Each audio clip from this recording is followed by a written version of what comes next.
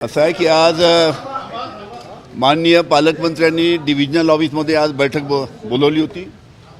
कालची जी बारूद फॅक्टरीमध्ये म्हणजे एक्सप्लोजिव्ह फॅक्टरीमध्ये जी दुर्घटना झाली, आपल्या माहितीसाठी सांगतो की नागपूर परिसरामध्ये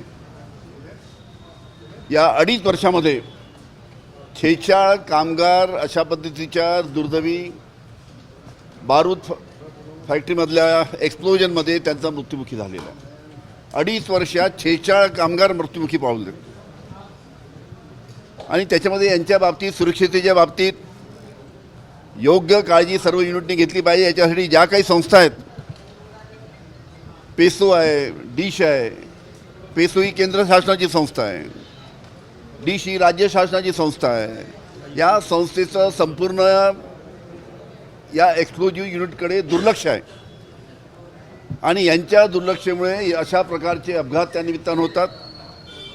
आम्ही मागे सांगितलं होतं की जे युनिट, जो कारखाना, जो बारूद कारखाना नियमाचं पालन करत नाही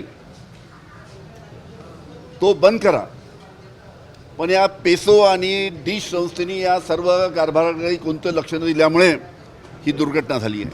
मी 6 महिन्यापूर्वी माननीय मुख्यमंत्र्यांना पत्र लिहिलं की या सर्व युनिटचं सेफ्टी ऑडिट झालं पाहिजे. मुख्यमंत्र्यांनी ते पत्र पेसोकडे पुढील कारवाईसाठी पाठवलं, पण पेसोनी त्याच्यामध्ये कोणतीही कारवाई केली नाही, थातूरमातूर कारवाई केली. मी जे 6 महिन्यापूर्वी पत्र लिहिलं त्याच्यावर जर या सर्व कंपन्यांचं जर सेफ्टी ऑडिट झालं असतं तर कालच्या बारूद कारखान्याच्या दुर्घटनेमध्ये 18 कामगार मृत्युमुखी पावले नसते. त्याच्यामुळे हे सर्व पेसो आणि डिश या सर्व जी सरकारी संस्था आहे यांच्या अधिकाऱ्यांवर FIR दाखल करून कायदेशीर कारवाई केली पाहिजे आणि यांना अटक केलं पाहिजे, ही माझी मागणी आहे. ABP माझा, उघडा डोळे बघा नीट.